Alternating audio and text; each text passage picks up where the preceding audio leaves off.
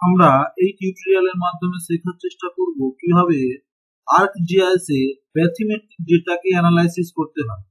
তো এখানে আমরা দেখতেই পাচ্ছি এটি আমাদের ল্যান্ড সারফেস এরিয়া, আর ওয়াটার বডি সারফেস যেটি রয়েছে এই এরিয়াটা আমরা দেখতে পাচ্ছি এটি আমাদের ওয়াটার বডি সারফেস এরিয়া। এখানে এটি আমাদের অ্যাকচুয়াল স্টাডি এরিয়া, আর আমরা যে ডেটা ডাউনলোড করেছি এটি আমাদের ডেটা, অর্থাৎ ব্যাথমেটিক ডেটা। এটি আমরা ডাউনলোড করেছি অলরেডি। এটি কিভাবে ডাউনলোড করতে হয় সেটি আমি অন্য টিউটোরিয়ালে দেখিয়েছি, তার লিংক ডেসক্রিপশনে দেওয়া থাকলো এবং আই বাটনে দেওয়া থাকলো। এরপর আমরা এটি ডাউনলোড হয়ে যাওয়ার পরে যে বেস ম্যাপে জাস্ট এখানে চেক করে দেখে নিলাম যে বেস ম্যাপের কোন জায়গায় ডেটাটি রয়েছে। এরপর এখান থেকে আমরা বেস ম্যাপকে এই মুহূর্তে অফ করছি। ডেটাটি আমরা পাওয়ার পরে আগে ডেটার যে কোঅর্ডিনেট সিস্টেম যেটি রয়েছে সেটি একবার আমাদেরকে এখান থেকে চেক করে দেখতে হবে। এখানে আমরা রাইট ক্লিক করলাম, করে প্রপার্টিসে গিয়ে এখান থেকে আমরা সোর্সে গিয়ে চেক করে দেখবো এর কোঅর্ডিনেট সিস্টেম কি রয়েছে।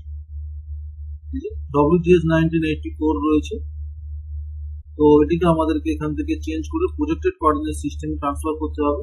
এর জন্য আমরা আর্ক টুলবক্সে যাব এবং আর্ক টুলবক্স এখান থেকে ওপেন হওয়ার পরে আমরা যাব আমাদের ডেটা ম্যানেজমেন্ট টুলস।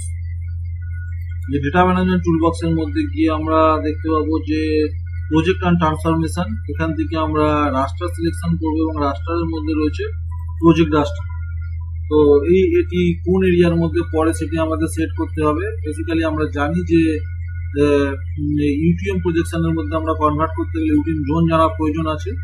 এখানে আমরা এটাকে ইউটিএম জোন 45 এরিয়ার মধ্যে 44 এর মধ্যে পড়ে, তো 44 এর মধ্যে সিলেকশন করে এখান থেকে আমরা ওকে করছি।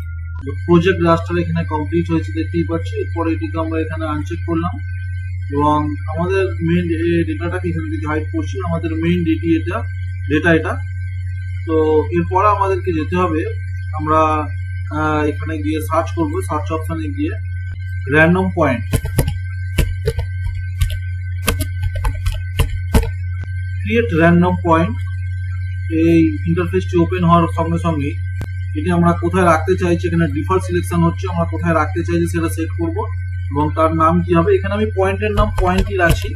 কোন এরিয়ার মধ্যে পয়েন্ট হবে, আমরা আমাদের যে ওয়াটার বডি যে স্টাডি এরিয়া রয়েছে অর্থাৎ যে ডেটা নামে রয়েছে এই যে স্টাডি এরিয়া,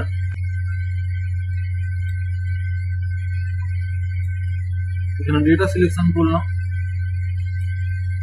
এখানে আমরা নাম্বার অফ পয়েন্ট সিলেকশন করতে চাইছি, কতগুলো পয়েন্ট সিলেকশন, আমরা এখানে 1000 পয়েন্টকে নিতে চাইছি জাস্ট। তারপরে এখান থেকে ওকে। ফাইনালি পয়েন্ট জেনারেট হয়েছে। এই পয়েন্টের আমরা অ্যাট্রিবিউট টেবিলকে এখান থেকে চেক করে দেখব, যেখানে অ্যাট্রিবিউট টেবিলে কিছু নেই। এরপর আমরা আরেকবার যাব আমাদের আর্ক টুলবক্সে যাব এবং আর্ক টুলবক্সে গিয়ে আমরা যাব special analysis toolbox. Special analysis টুলবক্সের মধ্যে গিয়ে আমরা যাব এক্সট্রাকশনে গিয়ে আমরা extraction multi value to point.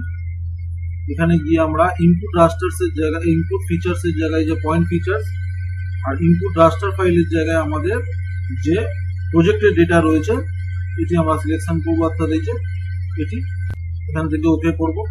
Extract multi value to point complete হয়েছে। আমরা আরো একবার এই পয়েন্টের অ্যাট্রিবিউট টেবিলকে চেক করে দেখবো। এই যে ডেটা এখানে এসেছে, অ্যাট্রিবিউট টেবিল এখানে আমরা ম্যাক্সিমাম টু মিনিমাম করে দেখবো, আর মিনিমাম টু ম্যাক্সিমাম যে কোনো, অর্থাৎ অ্যাসেন্ডিং বা ডিসেন্ডিং যে কোনো অর্ডারে চেক করতে পারি। এখানে দেখতে পাচ্ছি দুটি পয়েন্ট এমন আছে যেখানে আমাদের ডেটা নেই, সেই জন্য আমরা এখান থেকে রাইট ক্লিক, এখান থেকে এডিট থেকে স্টার এডিটিং অন করতে হবে পয়েন্ট ডেটাকে, এবং ওই দুটি পয়েন্ট যা ডেটা কোনো নেই সেই দুটোকে আমরা এখান থেকে ডিলিট করে দেবো আর রিমুভ করবো। একই কথা, অ্যাট্রিবিউট টেবিলে দুটিকে সিলেকশন করে এখান থেকে রিমুভ আর delete, save edit, stop edit.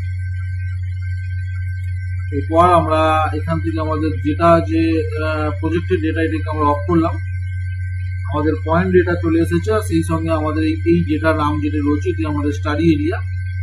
আমরা স্পেশাল অ্যানালাইসিস টুলবক্সের মধ্যে ইন্টারপোলেশন যাব, ইন্টারপোলেশন টুলবক্স, ইন্টারপোলেশন টুলের মধ্যে আমরা গিয়ে IDW অথবা প্রিন্ট যে কোনো মেথডে অ্যাপ্লাই করতে পারি। আমি IDW দেখাচ্ছি। এখানে পয়েন্ট ফিচার সিলেকশন করতে হবে। জেড ভ্যালু অবশ্যই আমাদেরকে ডেটা প্রজেক্টের যে রাস্টার যেটি রয়েছে সেটি। এখানে বাকি কিছু চেঞ্জ করার প্রয়োজন নেই। এনভায়রনমেন্টে গিয়ে আমাদেরকে প্রসেস এক্সটেন্ডের জায়গায় আমরা ডিফল্টে যে ডেটা লিখতে হবে আমাদের ডেটা, এবং সেই সঙ্গে রাস্টার অ্যানালাইসিস যে হবে, যেখানে মার্কস রয়েছে, মার্কসে গিয়ে আমরা ডেটা সিলেকশন করব। অর্থাৎ আমাদের যে আউটলাইন রয়েছে আমরা এই আউটলাইনটাকে সিলেকশন করে নিই। আইডিডব্লিউ জেনারেট হয়েছে। এরপর আমরা আইডিডব্লিউ উপর রাইট ক্লিক করে প্রপার্টিসে যাব, সিম্বলজি। এখানে 9 এর জায়গায় পারলে আমরা 30 করে দিতে পারি আমাদের সুবিধা মতো। আমরা 20 করলাম এবং এখানে যে কালার রয়েছে আমরা এই কালারটা এখানে ক্লিপ কালার করে দিয়ে ম্যাক্সিমাম যে ডিপ রয়েছে সেটিকে ডিপ কালার এবং আস্তে আস্তে লাইট কালার এইভাবে করে এখান থেকে অ্যাপ্লাই। আমরা পয়েন্টের পরে দুটি ভ্যালুকে দেখতে চাইছি, সেই জন্য ফরম্যাট লেভেল এখানে গিয়ে এবং এই যে নিউমেরিক রয়েছে নাম্বার অফ ডেসিমাল প্লেসে গিয়ে এখানে 2 অ্যাপ্লাই। ওকে, পয়েন্টটাকে আমরা অফ করে দেখি। এই হলো আমাদের এই যে আমাদের এখানে দেখতে পাচ্ছি, এটি হলো আমাদের ব্যাথমেটিক যে ম্যাপ তৈরি হয়েছে তার প্রসেস। এভাবে আমরা শো করতে পারি। আমরা এরপরে এটিকে আমরা আমাদের যে আইডিডব্লিউ ফাইল তৈরি হয়েছে অথবা প্রজেক্টের যে রাস্টার ফাইল রয়েছে আমরা এর এগেনস্টে কিন্তু এখানে একটি আমরা কন্ট্রোল তৈরি করতে পারি। সেই জন্য আমরা স্পেশাল অ্যানালাইসিস টুলবক্সের মধ্যে সারফেসে যাব।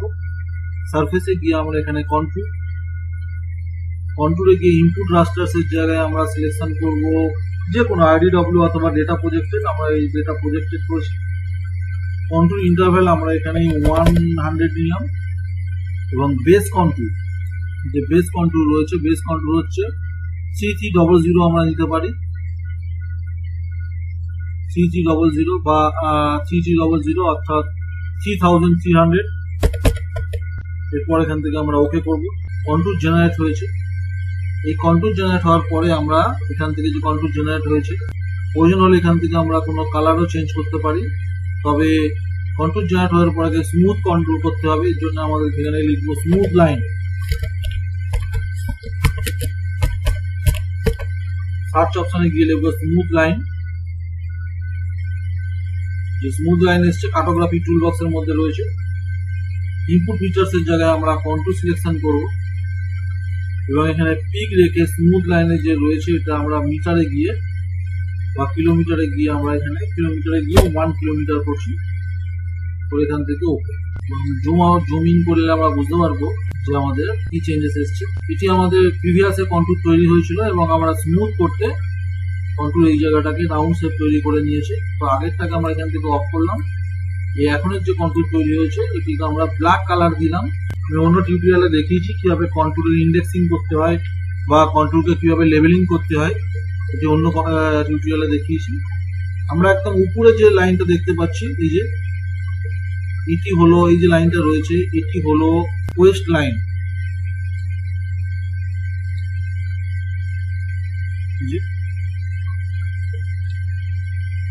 এখানে অনেক সময় রেগুলার নেই কিন্তু এটি হলো আমাদের কোয়েস্ট লাইন।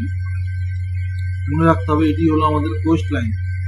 এখন আমরা কন্ট্রোলকে এই মুহূর্তে অফ রাখছি এবং যদি আমাদের এই যে আমাদের কাছে যে ডেটাটা অ্যানালাইসিস হয়েছে অর্থাৎ ক্লাসিফিকেশন হয়েছে এখানে আইডিডব্লিউ, এটিকে আমরা রাস্টার টু ভেক্টরও কনভার্ট করতে পারি এবং প্রয়োজনে যে কাস্টমাইজেশন যাব টুলবারে গিয়ে আমরা 3D অ্যানালাইসিস টুলবারকে চেক করব এবং এক্সটেনশনে গিয়ে এখানে 3D অ্যানালাইসিসকে চেক করব। এই যে লাইন 3D অ্যানালাইসিস টুলবক্স, এখান থেকে আমরা ডেটাটাকে সেভ করেছি। এই যে যদি আমরা এখানে এরকম ভাবে ড্র করি একটি লাইন এবং এখান থেকে প্রোফাইল যদি দেখতে চাই আমরা দেখতে পাবো এটি আমাদের কন্টিনেন্টাল স্লেপ অ্যান্ড কন্টিনেন্টাল স্লোপ অর্থাৎ মহি সোপান আর মহি ঢাল এখান থেকে আমরা মেজার করতে পারি। আস্তে আস্তে ডিপ মাইনাস এখানে আমরা যে প্রোফাইল ড্র করেছি বা আমাদের যে স্টাডি এরিয়া রয়েছে এখানে ম্যাক্সিমাম হচ্ছে মোর দ্যান -3200 অর্থাৎ 3200 মিটারেরও বেশি ওশেন ফ্লোর রয়েছে, ডিপ রয়েছে। তবে এখানে ওশেন ফ্লোর কিন্তু স্মুথ, যে টোপোগ্রাফি যদি দেখতে পাই এখানে স্মুথ রয়েছে। আমাদের ম্যাক্সিমাম যে ডিস্টেন্সটা রয়েছে 2.1 কিলোমিটার। কিভাবে আমরা আর্ক জিআরসি ব্যাথিওমেট্রিক ডেটাকে অ্যানালাইসিস করতে পারি, এটি অবশ্যই একটি বেসিক পার্ট। অ্যাডভান্সে আরো অনেক কিছু করা যেতে পারে, সেটি অন্য টিউটোরিয়ালে দেখাবো।